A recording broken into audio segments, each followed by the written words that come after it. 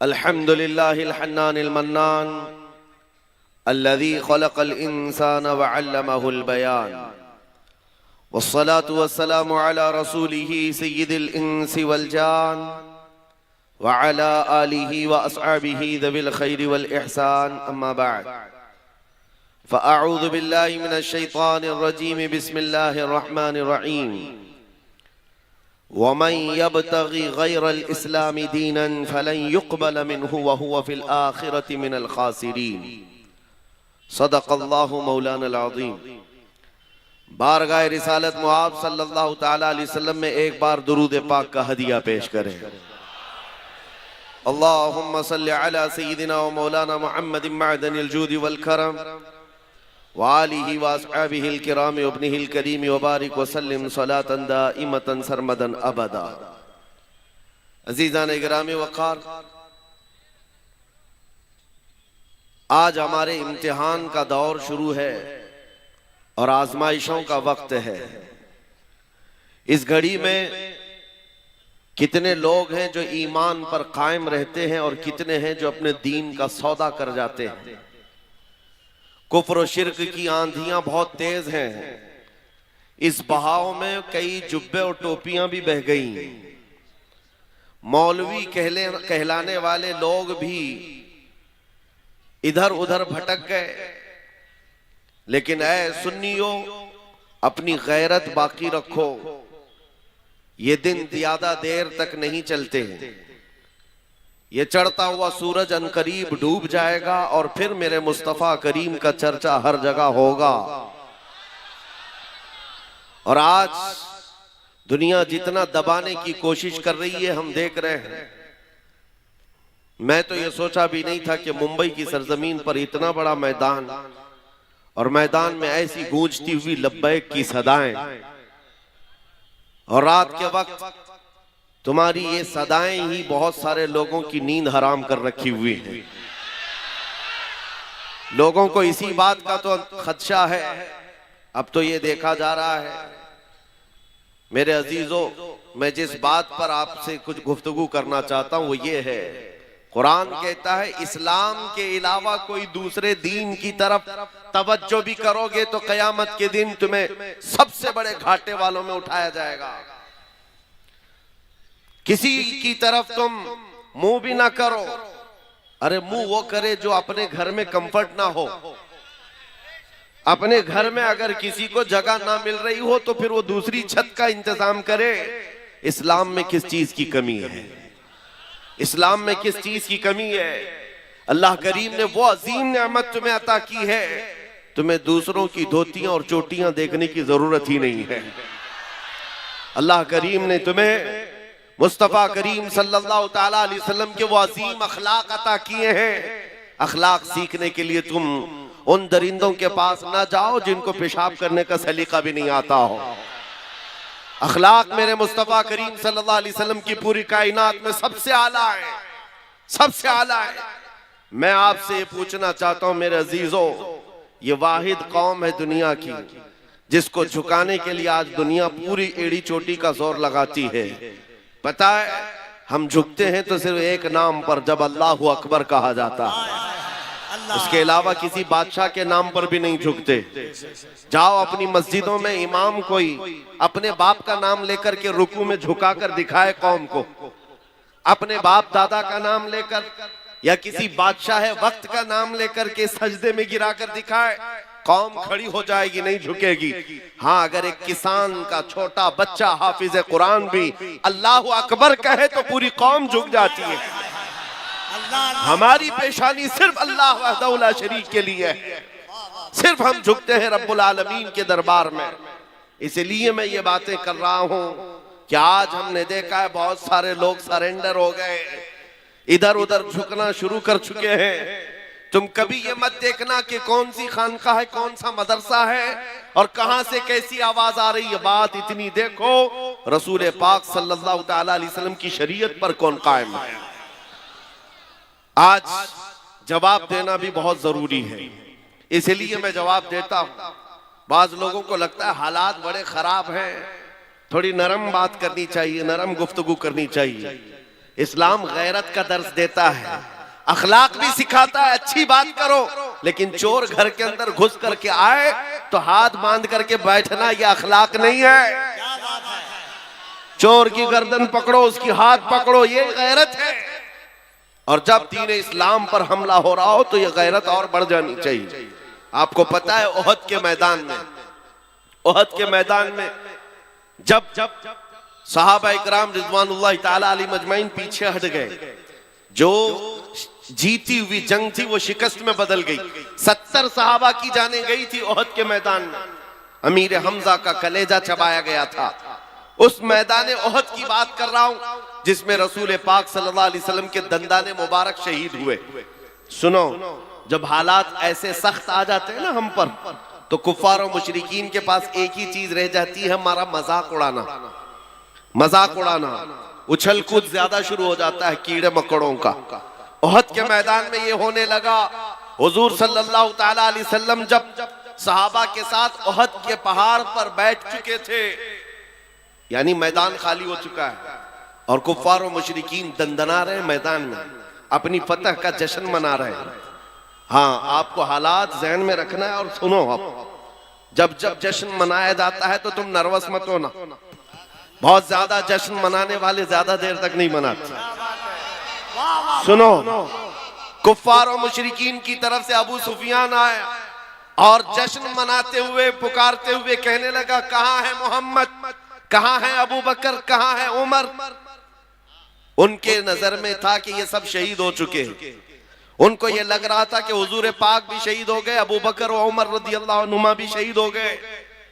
वो कुफ्फार और मुशरिकीन के दरमियान नारे लगा लगा कर कह रहे थे, मेरे अजीजों, हुजूर जख्मी थे, नबी पाक सल्लल्लाहु ताला अलैहि वसल्लम के दंदाने मुबारक से खून बह रहा था, सहाबा मौजूद है जख्मी हालत में, लेकिन मेरे आका सल्लल्लाहु अलैहि वसल्लम जलाल में आए और कहा इसका जवाब देना होगा इस काफिर का।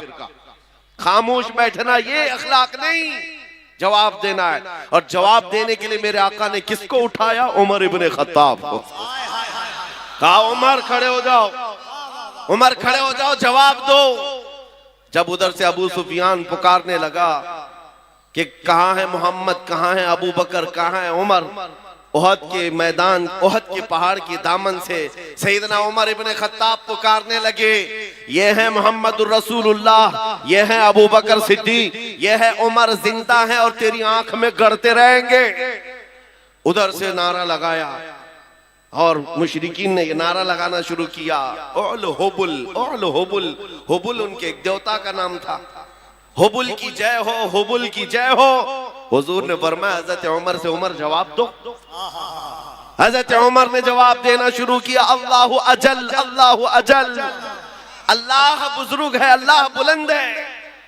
फिर उधर से ये नारा लग रहा था। सुनो, मैं क्यों कह रहा हूं, गैरत ईमानी ये जरूरी है।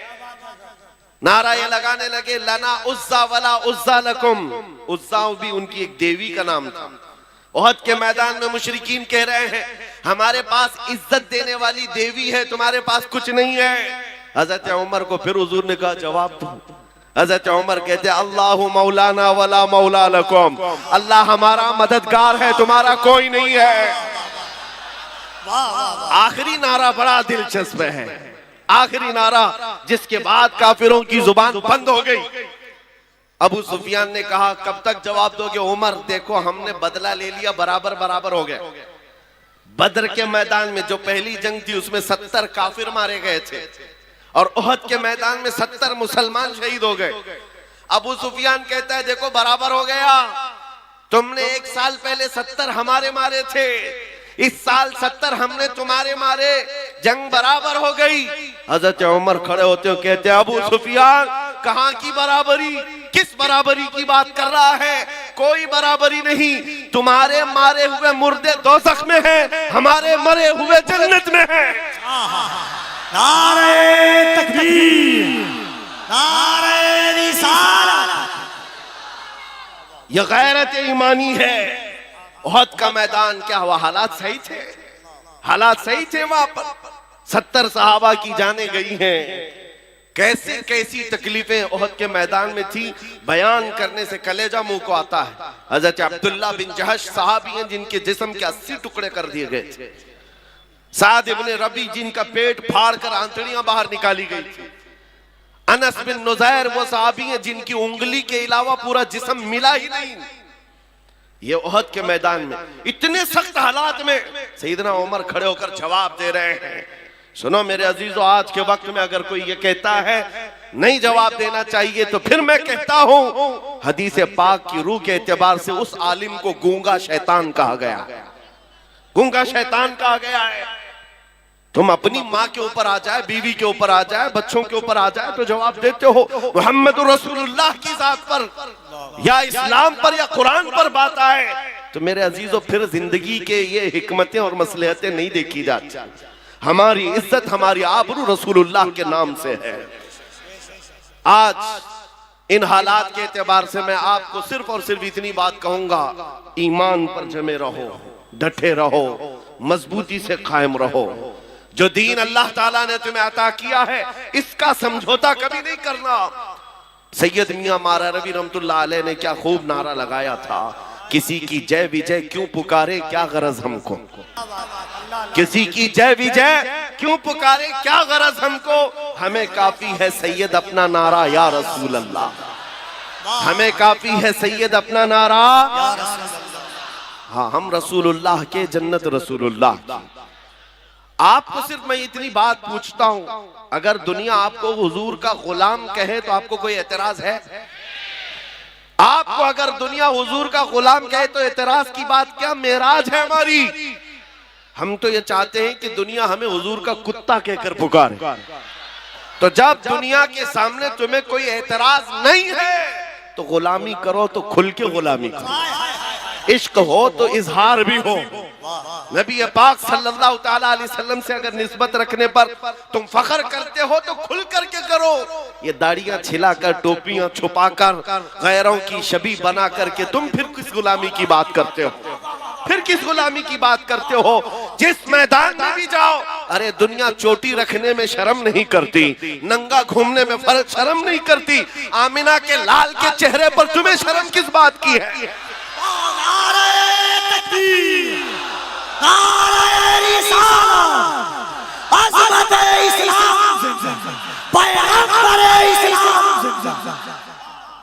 हया और शर्म किस बात की है?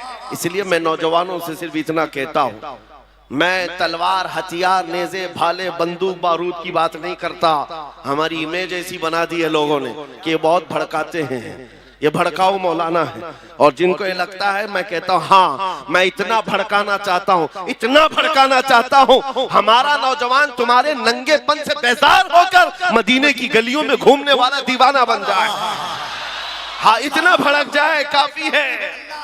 नबी पाक सल्लल्लाहु ताला अलैहि वसल्लम की मोहब्बत में वो मदीने की गलियों में घूमने वाला दीवाना बन जाए।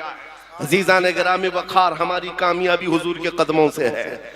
उसी गुंबद खजरा की छांव में है जहां पर सहाबा, ताबईन, औलिया, कामिलीन ने कामयाबियां हासिल की हैं।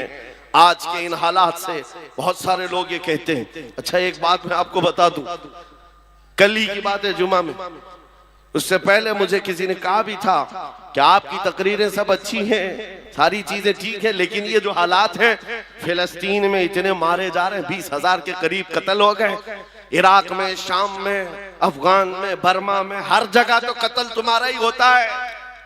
ये सवाल आपको भी किया जाएगा। ठीक है, तुम्हारा खुदा सच्चा, तुम्हारा नबी अच्छा, तुम्हारी किताब सबसे बुलंद, तुम्हारा दीन सबसे बेहतर, तो फिर ये मारे क्यों जाते हैं, इतने काटे क्यों जाते हैं? उन नादानों को, जालिमों को जवाब इतना दो मेरे अजीजों, हम परवाने हैं, पैदा ही होते हैं मरने के लिए। परवाना जो होता है उसका काम ही है मरना। रसूल पाक सल्लल्लाहु ताला अलैहि वसल्लम शमा है, इसीलिए मुफ्ती आजम ने कहा था, तू शम्मे रिसालत है, आलम तेरा परवाना, तू माहे नबुव्वत है, ए जलवे जानाना। अगर हुजूर पाक सल्लल्लाहु अलैहि वसल्लम शमा है और हम परवाने हैं तो उन्हें जवाब दो, हमारा काम ही है मरना। और सहाबा इकराम की बात मैं करता हूं मेरे अजीजों, जिन्होंने फख्र महसूस किया है हुजूर की गुलामी में। दो सहाबा की बात हमारे रोंगटे खड़े कर देती है। साद इब्ने अबी वक्कास और अब्दुल्ला बिन जहश दोनों बड़े गहरे यार थे, जिगरी दोस्त थे। एक दूसरे के साथ उठना बैठना बहुत था, लेकिन जंगे उहद से एक रात पहले दोनों दोस्त मुसल्ला बिछाकर बैठ जाते, कल सुबह जंग के मैदान में उतरना है, आओ बैठते हैं, दुआ करते हैं। तवज्जो मेरे अजीज, साद इब्ने अबी वक्कास ने कहा अपने दोस्त से, अब्दुल्ला मैं दुआ करता हूं, तुम आमीन कहना। अब्दुल्ला बिन जहश कहते हैं ठीक है, तुम्हारी दुआ हो जाएगी, फिर मैं दुआ करता हूं, तुम आमीन कहना। तवज्जो, दुआ क्या की जा रही है? साद इब्ने अबी वक्कास हाथ उठाते कहते हैं रब्बल आलमीन, कल जब मैदान उहद में मैं उतरूं तेरे नबी पाक के दीन की हिमायत के लिए, रसूलुल्लाह की सफों में जाऊं, तो मौला मेरा मुकाबला किसी बड़े पहलवान से करा दे। ये नहीं छुप छुपा करके कोई छोटे सिपाही को टच करके भाग आए, ख्वाहिश भी तो देखो हुजूर के सिपाही की। या अल्लाह, कल जब मैदान में मैं उतरूं, सबसे बड़ा जो पहलवान हो उससे मेरा मुकाबला करा। आगे की दुआ भी सुन लो। फिर साद इब्ने अबी वक्कास की ख्वाहिशें क्या है? कहते हैं मौला जब वो सामने आए, मैं सामने से मारूं, दाएं से मारूं, बाएं से मारूं, पीछे से मारूं, फिर गिरा कर सीने पर चढ़ जाऊं, फिर कहूं लब्बैक या रसूल अल्लाह। मैं उनके मफाहिम अर्ज कर रहा हूं, फिर कहूं इस्लाम बुलंद है।